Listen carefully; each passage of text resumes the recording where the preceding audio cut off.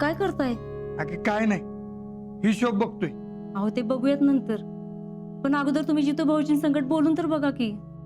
काय झालं? अहो सुमन सांगत होती का आजकाल जितू भाऊजी लई अस्वस्थ असतात म्हणून. अहो रातभर नीट झोपत पण नाहीत, सारखं कसल्या तर काळजीत असतात. जरा विचारा की नेमकं काय झालंय ते. ती ऊस जळाला ना, त्याची टेन्शन मध्ये असेल तू. तुम्हाला बोलले का तसं ते? नाही अहो मग विचारा की त्यांना काय झालंय ते. अगे काय नाही झालेले. तुम्ही माझ्यापासून काय लपवून तर ठेवत नाही ना व? आता मी काय लपवणार? आजकाल तुम्ही बी माझ्या संकट आधीसारखं काय बोलत नाही, सारखं नजर चोरून चोरून जातात म्हणून म्हणलं. आता नजर चोरायला मी काय चोरी केली होय? अहो मग खरं खरं सांगा की काय झालंय ते. अगे खरंच काय नाही झालेले. तुम्हाला बी आजकाल झोप लागत नाही नीट, आणि सकाळी लवकर उठायला पण चालू केलंय तुम्ही. अगे ते डॉक्टरनी सांगितले सकाळी लवकर उठत जा, फिरायला जात जा म्हणून. आता फिरायला जायचं म्हणलं तर सकाळी पावसाची रिपरिप असते ना, त्यामुळे नाही जमत. काय बाई, काय चाललंय काय कळच ना झालंय. अगे काय नाही चाललेले, तू नको उगाच टेन्शन घेऊस. अक्का येऊ का? ये की ग. काय म्हणतीस? शीतलच्या घरी नेमकं काय झालंय कळलं का? कुठं काय झालंय? अगं बाया, म्हणजे काहीच माहित नाही वे तुम्हाला? काय झालंय? शीतलच्या घरी मोठा तमाशा झाला या, आणि पुष्पाचं लय मोठं भांडण झालंय घरात शीतलवरून. काय? होय की. तुला कुणी सांगितलं? अहो रस्त्यात जयश्री आणि पुष्पा भेटल्या होत्या, आणि त्यांनीच सांगितलं त्या घर सोडून चालल्या त्या. अगं बाई, मग गेल्या वय? नाही नाही, शीतल मागणं आली, माफी मागितली, तरी सुद्धा पुष्पा ऐकाना. मग शीतलला शेवटी जयश्रीच्या पाया पडायला लागलं, आणि मगच पुष्पा जयश्री घरी जायला तयार झाल्या. शीतल पाया पडली?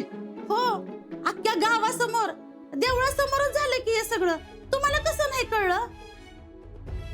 अगं पण नेमकं झालंय काय? आता मी तुम्हाला काहीतरी सांगणार आणि तुम्हाला टेन्शन येणार, त्यापेक्षा शीतलच विचारा की. जयश्रीच्या नवऱ्याला शीतल भेटून आली, आणि त्यावरनच काहीतरी झालं वाटतं. अगं पण ती का गेलती? अहो आता ते हिला कशाला विचारताय? शीतलीलाच विचारायला पाहिजे. पोरगी फाडकन काय बोली नसली म्हणजे झालं. तरी मी तुम्हाला सांगत होते, लगीन होऊन 4-5 दिवस झालेत, आता पोरीला माहेराला आणा म्हणून. ती इकडे आली असती ना तर यातलं काय बिघडलं नसतं बघा. अहो आता तरी तिला इकडे आणा की. आधीच त्यांच्या घरात काय चाललंय काय माहित. आपली पोरगी पण आपल्याला नीट काय सांगत नाही सगळं. त्यापेक्षा असं करा, 2 दिवस पोरीला इकडे घेऊन या, आणि तिकडचं सगळं प्रकरण शांत झालं की मग जाईल ती तिकडं. बरोबर आहे अक्का तुमचं. शीतल हित आली म्हणजे काळजी पण मिटल, आणि तिच्याकडनं कळल काय झालं काय नाही ते. आणि तसं बी लग्न झाल्यानंतर 5 दिवस माहेराला पोरीला आणावी लागतेच की. वय ठीक आहे, मी जातो तिला घेऊनच येतो. हा, अहो जाताय ना? हो, ही ठेवतो आणि जातो ना. हा.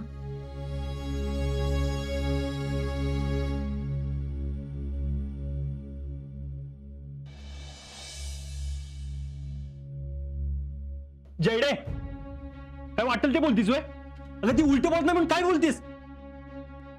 खबरदार तिला बोलशील तर.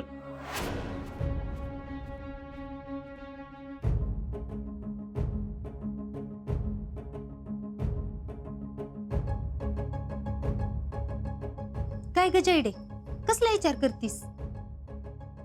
कसलंच नाही. मग आता नुसतं एका जाग्यावर बसून चालायचं नाही, आपल्याला काहीतरी विचार करावा लागल. ही ध्यानात घे. आता गोड गोड बोलूनच त्या शीतलीचा काटा काढायचा बघ. घरात आल्यावर त्या म्हातारीच्या मी काय उगच पाया पडली नाही. अगं काय झालंय जयडे तुला? काय नाही. आता मला बी सांगणार नाहीस का? एकदा सांगितलेलं कळत नाही का?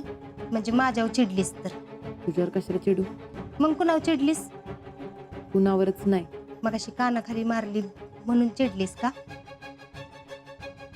अगं मी तर काय करू, त्या जिजीनं माझ्यावर हात उचलला, त्यात तुझी पिरपिर चालू होती.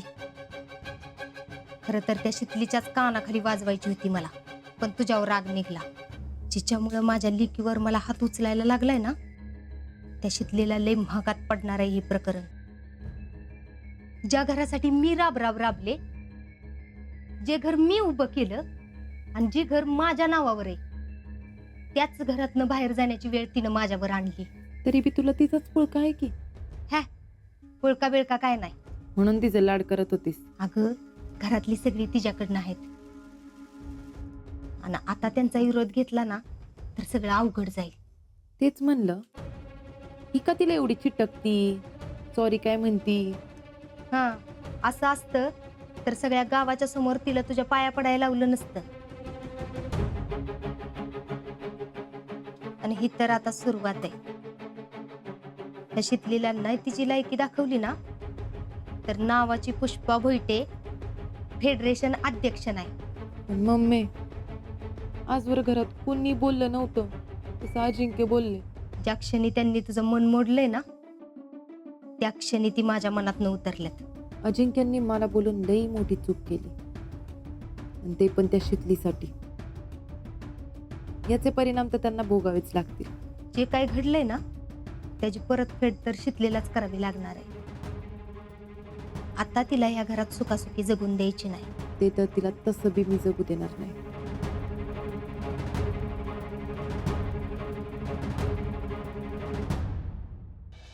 पुष्पी परत आली ती एक बरं झालं. रागाच्या भरात नाही तसं बोललो आपण तिला. होय, पण तू पण कधी न चिडणारा. आजकाल तिशी असं का वागायला लागलास रे? अगं ती करतीच तसं म्हटल्यावर माझा बी ताबा सुटतो. अरे पण पुष्पीचा स्वभाव कसा आहे ते ठाव आहे ना आपल्याला. मग पोरा अशा वेळी आपण थोडी माघार घ्यायची असते र. अगं पण बोलायला काही लिमिट असतं का नाही? किती बोलावं एखाद्याला? आता ती शीतल बिचारी जेडीच्या नवऱ्याकडे आपल्यासाठीच गेली होती का नाही? आता तो नवरा अडगा आहे, त्याला ती काय करणार? एवढ्यावरनं पुष्पी किती बोलली शीतलला. अरे पाहुण्याचा फोन आल्यामुळं राग झाला असेल तिचा. त्याला तरी अक्कल आहे का? त्याला 7 जन्मात एवढी चांगली पोरगी भेटली असती का? जाऊ दे बाबा, आता आपण जेडील त्या माणसाकडे पाठवायची नाही. उद्या काय केलं तर काय करतोस? माझं तर डोकंच चाला ना. एक लाचान निस्तरच तर दुसरं उभं राहतंय. परमेश्वरच्या कृपेनं सगळं ठीक होते बाबा. समाधान. ना ना, या की. ना बसा की. या. रामकृष्ण हरी. रामकृष्ण हरी. बसा.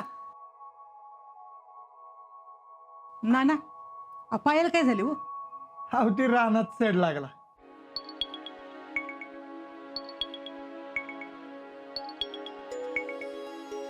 सगळं ठीक आहे ना? वय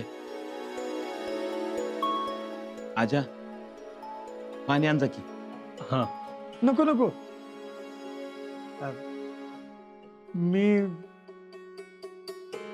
शीतलला न्यायला आलोय.